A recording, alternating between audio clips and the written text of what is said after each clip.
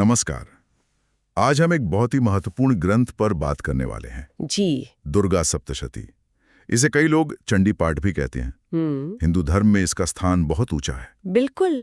ये सिर्फ एक किताब नहीं है, बल्कि लाखों लोगों के लिए आस्था और कह सकते हैं साधना का एक अहम हिस्सा है। हाँ, तो हमारी आज की बातचीत का जो आधार है वो दुर्गा सप्तशती विधि, महत्व और लाभ नाम के एक लेख से लिया गया है। अच्छा। हम कोशिश करेंगे कि इस सामग्री के जरिए ये समझें कि ये ग्रंथ असल में है क्या, इसे इतनी अहमियत क्यों मिली हुई है और इसे पढ़ने का तरीका क्या है, और हाँ, इस स्रोत में इसके फायदे क्या बताए गए हैं। और देखिए, लेख की शुरुआती इस बात से होती है कि इसमें माँ दुर्गा की अपार महिमा का जिक्र है। हाँ। और मान्यता है, और लेख भी यही कहता है कि अगर इसे सही विधि से पढ़ा जाए तो असाधारण शक्ति मिल सकती है, सुरक्षा मिलती है और जीवन में समृद्धि भी आती है। तो चलिए फिर यहीं से शुरू करते हैं। जी, दुर्गा सप्तशती आखिर है क्या? यह दस्तावेज जैसे हिंदू धर्म के प्रमुख ग्रंथों में गिनता है। हाँ, और इसकी बनावट भी खास है। इसमें पूरे 700 श्लोक हैं, मतलब वर्सेस। 700? अच्छा। तभी सप्तशती? जी हाँ, बिल्कुल। सप्तशती मतलब ही 700। और ये 700 श्लोक 13 अध्यायों में बटे हुए हैं। सब मिलकर एक तरह का महाकाव्य बन जाता है। और इसका विषय क्या है? मतलब किस बारे में है ये श्लोक? मूल रूप से तो ये माँ दुर्गा की महिमा, उनके जो अलग अलग रूप हैं, हाँ हाँ। और कैसे उन्होंने असुरों का, मतलब नेगेटिव शक्तियों का संहार किया, उसका वर्णन है। इसमें देवी का शौर्य है, करुणा है, उनकी दिव्यता है, उसका पूरा विस्तार से वर्णन मिलता है। ये सिर्फ कहानी नहीं है, बल्कि शक्ति के उस सिद्धांत का उत्सव है जिसे देवी दर्शाती हैं। ये तो हुई इसकी पहचान। अब आते हैं इसके महत्व पर। लेख क्या कहता है इस बारे में? इसे इतना महत्वपूर्ण क्यों मानते हैं? लेख ये साफ करता है कि वैसे तो नवरात्रि में इसका पाठ बहुत होता है। हाँ, नवरात्रि में तो बहुत सुनते हैं। जी, जब 9 दिन देवी की पूजा होती है। पर इसे किसी भी शुभ दिन पर या चाहे तो रोजाना भी कर सकते हैं। इसका महत्व किसी एक समय तक ही सीमित नहीं है। और लोग इसे करते क्यों हैं? मतलब इस लेख के हिसाब से मुख्य मान्यता क्या है इसके पीछे? मूल मान्यता ये है कि अगर इसे श्रद्धा से पढ़ा जाए तो जीवन में जो मुश्किलें आती हैं, बाधाएं हैं, संकट है, वो दूर होते हैं। अच्छा। लेख इस बात पर जोर देता है कि ये नकारात्मक ऊर्जा के खिलाफ एक ढाल की तरह काम करता है, जीवन में पॉजिटिविटी लाता है, उम्मीद जगाता है, ऊर्जा देता है। तो ये एक तरह का स्पिरिचुअल और मेंटल प्रोटेक्शन हुआ? बिल्कुल, आप कह सकती हैं। लेख का निचोड़ यही है कि इसके जरिए 3 मुख्य चीजें मिलती हैं। शक्ति, मतलब अंदरूनी और बाहरी ताकत। सुरक्षा, यानी हर तरह के डर और नेगेटिविटी से बचाव। और समृद्धि, यानी भौतिक और आध्यात्मिक दोनों तरह की। शक्ति, सुरक्षा और समृद्धि। हाँ, ये सिर्फ शब्द नहीं है, बल्कि जीवन के वो हिस्से हैं जिन्हें हर कोई बेहतर बनाना चाहता है। लेख इसे सिर्फ एक पूजा विधि नहीं मानता, बल्कि जीवन को एक पॉजिटिव दिशा देने का एक पावरफुल साधन मानता है। ये दिलचस्प है। इसे सिर्फ एक रस्म की जगह एक साधन की तरह देखा जा रहा है। अब अगर कोई इस साधन का इस्तेमाल करना चाहे तो लेख के अनुसार इसकी विधि क्या है? कोई खास तरीका बताया गया है? हाँ, लेख में एक पूरा सिस्टमैटिक तरीका बताया गया है, स्टेप बाय स्टेप। और माना जाता है कि इसका पालन करना जरूरी है ताकि पाठ का पूरा लाभ मिले। ऐसा लगता है कि ये विधि सिर्फ फॉर्मेलिटी नहीं है, बल्कि मन को तैयार करने और फोकस बढ़ाने का एक तरीका है। तो ये प्रक्रिया शुरू कैसे होती है? तैयारी क्या करनी होती है? देखिए, सबसे पहला कदम है शुद्धि। लेख कहता है कि पाठ करने वाले को नहाकर साफ कपड़े पहनने चाहिए। ठीक है। ये सिर्फ शारीरिक सफाई नहीं, बल्कि एक तरह से मन की पवित्रता का भी प्रतीक है, ताकि पाठ में मन अच्छे से लगे। और जगह, क्या कहीं भी कर सकते हैं पाठ? नहीं, जगह का चुनाव भी अहम बताया गया है।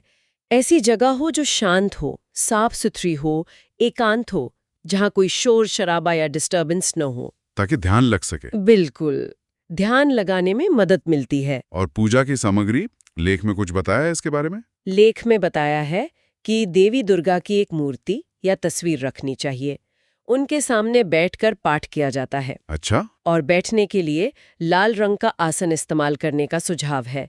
लाल रंग को देवी पूजा और शक्ति का प्रतीक मानते हैं ना? हाँ, सही। तो शुद्धि हो गई, जगह चुन ली, आसन भी लग गया। फिर आता है एक बहुत महत्वपूर्ण स्टेप, संकल्प। लेख इसे जरूरी मानता है। संकल्प मतलब? संकल्प का मतलब है मन में ये तय करना कि आप ये पाठ क्यों कर रहे हैं, किस इच्छा की पूर्ति के लिए कर रहे हैं। ये एक तरह से अपनी प्रार्थना को देवी के सामने स्पष्ट रूप से रखने जैसा है। इससे पाठ को एक दिशा मिलती होगी। बिल्कुल। संकल्प के बाद क्या सीधा पाठ शुरू कर देते हैं? नहीं, उससे ठीक पहले दूसरी देवी देवताओं को याद करने का विधान बताया गया है। लेख कहता है कि सबसे पहले गणेश जी का ध्यान करना चाहिए, विघ्नहर्ता का। हाँ, ताकि पाठ बिना किसी बाधा के पूरा हो। फिर भगवान विष्णु, भगवान शिव और जो भी आपके इष्ट देवता हो उन्हें भी याद करने को कहा गया है। ये एक तरह से सभी दिव्य शक्तियों का आशीर्वाद लेने जैसा है। ठीक है, ये सब तैयारी हो गई। फिर आता है मुख्य पाठ। हाँ, फिर दुर्गा सप्तशती की वो 700 श्लोक पढ़ने शुरू करते हैं। लेख में ये भी लिखा है कि इसे या तो एक ही बार में, एक ही दिन में पूरा कर सकते हैं अगर समय और क्षमता हो। अच्छा। या फिर इसे अध्यायों में बांटकर 9 दिनों में थोड़ा थोड़ा करके भी पूरा कर सकते हैं, जैसे नवरात्रि में अक्सर लोग करते हैं। फ्लेक्सिबिलिटी है, पर पूरा करना जरूरी है। यहाँ कोई और खास बात है जिस पर लेख ध्यान दिलाता है? बिल्कुल, और ये बात काफी रोचक है।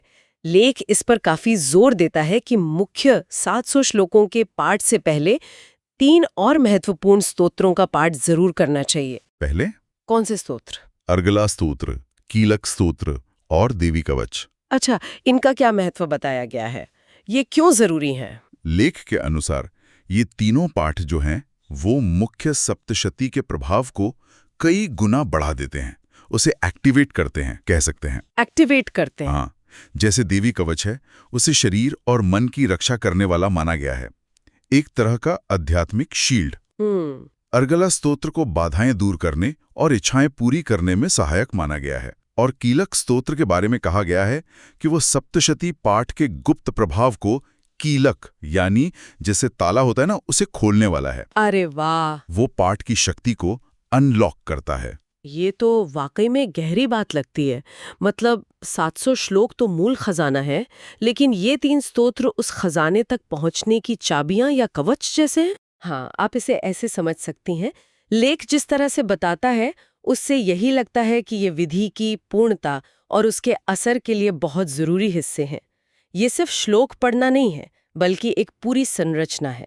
और जब ये मुख्य पाठ और सहायक पाठ पूरे हो जाएं, तब क्या? पाठ पूरा होने के बाद माँ दुर्गा की आरती करने का विधान है।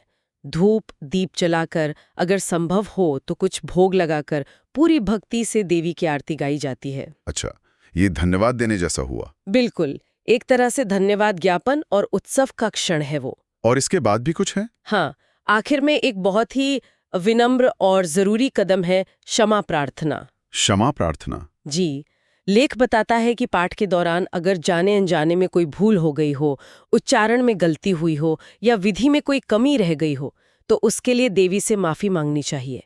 ये साधक की विनम्रता और समर्पण दिखाता है। ये पूरी प्रक्रिया सुनने में काफी विस्तृत है और श्रद्धापूर्ण भी, अनुशासित भी लगती है। हर कदम का अपना मतलब है। जी। अब आते हैं उस हिस्से पर जिसका शायद सबको इंतजार रहता है, लाभ।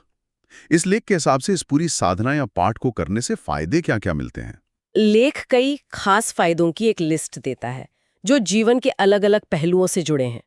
जैसे कि कौन से लाभ हैं? सबसे पहला और मुख्य लाभ जो बताया गया है वो है शत्रुओं पर विजय और नकारात्मक शक्तियों से सुरक्षा। इसका मतलब सिर्फ बाहरी दुश्मनों से नहीं, बल्कि जीवन में जो बाधाएं आती हैं, विरोध होता है, हर तरह की नेगेटिव एनर्जी से बचाव भी शामिल है इसमें। ये तो आज के समय में बहुत जरूरी लगता है। और क्या लाभ है? दूसरा महत्वपूर्ण लाभ सेहत से जुड़ा है। लेख का मानना है कि इसके नियमित पाठ से मानसिक शांति मिलती है, स्ट्रेस कम होता है। अच्छा। और शारीरिक स्वास्थ्य में भी सुधार होता है। मतलब मन और शरीर दोनों के लिए अच्छा बताया गया है। तो मानसिक और शारीरिक दोनों तरह का कल्याण। तीसरा लाभ जुड़ा है भौतिक जगत से। धन, समृद्धि और व्यवसाय में सफलता। अच्छा, फाइनेंशियल और प्रोफेशनल ग्रोथ। हाँ, लेख के अनुसार ये पाठ आर्थिक उन्नति में, बिजनेस में तरक्की में और जीवन में सुख सुविधाएं पाने में भी मदद कर सकता है। और पारिवारिक जीवन के बारे में कुछ? जी हाँ, चौथा लाभ उसी पर है। कहा गया है कि इसके असर से घर में सुख शांति बनी रहती है, परिवार के सदस्यों में प्यार और मेलजोल बढ़ता है और घर का माहौल पॉजिटिव बनता है। यानी पर्सनल और फैमिली दोनों लेवल पर असर। और कोई लाभ? पांचवा और आखिरी मुख्य लाभ जो लेख गिनाता है वो ये है कि ये भक्तों की सच्ची और जायज इच्छाओं को पूरा करने में सहायक होता है। सच्ची और जायज इच्छाएं। हाँ, यहाँ सच्ची और नेक इच्छा पर जोर है। मतलब अगर कोई साफ मन से किसी सही इच्छा के साथ पाठ करता है तो देवी उसकी वो इच्छा पूरी कर सकती हैं। अगर इन सभी लाभों को एक साथ देखें, दुश्मनों से रक्षा, सेहत, पैसा, समृद्धि, पारिवारिक शांति, इच्छा पूर्ति, तो ऐसा लगता है कि ये जीवन के लगभग हर उस पहलू को छूता है जिसकी चिंता या इच्छा कोई भी इंसान करता है। बिल्कुल सही कहा आपने, ये एक बहुत होलिस्टिक अप्रोच है। लेक इसे सिर्फ एक पूजा पाठ की गतिविधि नहीं देखता, हाँ, बल्कि जैसा हमने पहले भी कहा, वो इसे एक शक्तिशाली साधना कहता है। हाँ, साधना का मतलब ही है एक अनुशासित अभ्यास जिससे खुद को साधा जाए, बेहतर बनाया जाए। लेख का निष्कर्ष यही है कि ये अभ्यास इंसान को मानसिक, आध्यात्मिक और भौतिक तीनों ही लेवल पे मजबूत बनाता है। तो इस पूरी चर्चा से, जो इस लेख पर आधारित थी, हमने क्या समझा? दुर्गा सप्तशती सिर्फ 700 श्लोकों का कलेक्शन नहीं है, नहीं, बल्कि एक व्यवस्थित, अनुशासित तरीका है। इसकी अपनी एक विधि है, हर स्टेप का महत्व है, और लेख के मुताबिक इसके फायदे बहुत बड़े हैं जो इंसान की पूरी जिंदगी पर असर डाल सकते हैं। इसमें जो बात सबसे ज्यादा ध्यान खींचती है वो ये है कि लेख इसे कैसे पेश करता है। ये मानसिक, आध्यात्मिक और शारीरिक मजबूती पाने का एक बहुत शक्तिशाली जरिया है। इसका लक्ष्य सिर्फ पूजा करके पुण्य कमाना नहीं है, बल्कि जीवन में असल में कल्याण और सफलता पाना है। लेख के अंत में भी यही बात है कि अगर कोई अपने जीवन में शांति, शक्ति और सफलता चाहता है तो इस पवित्र पाठ का रोज जाप करना उसके लिए बहुत मददगार हो सकता है। तो आज हमने इस स्रोत सामग्री के आईने में दुर्गा सप्तशती को समझने की कोशिश की, उसका परिचय, महत्व, पाठ की विधि और उससे जुड़े संभावित लाभ। यहाँ एक सोचने वाली बात मेरे मन में आ रही है। ये लेख एक काफी डिटेल्ड और कह सकते हैं समर्पण मांगने वाले अनुष्ठान की बात करता है, जो जीवन में बड़े पॉजिटिव बदलाव लाने का वादा करता है। हाँ, समर्पण तो लगता है। तो इस तरह के अभ्यास, चाहे वो किसी भी धर्म या परंपरा के हों, उनके लिए जिस स्तर का विश्वास, अनुशासन और डिवोशन चाहिए होता है, वो हमें इंसान की उस गहरी खोज के बारे में क्या बताता है? किस खोज के बारे में? मतलब अर्थ की खोज, जीवन पर थोड़ा नियंत्रण पाने की इच्छा और खुद से बड़ी किसी शक्ति या उद्देश्य से जुड़ने की वो जो एक तीव्र मानवीय इच्छा होती है, उसके बारे में। शायद ये पाठ और इसकी विधि उस गहरी मानवीय प्यास का भी एक प्रतीक है।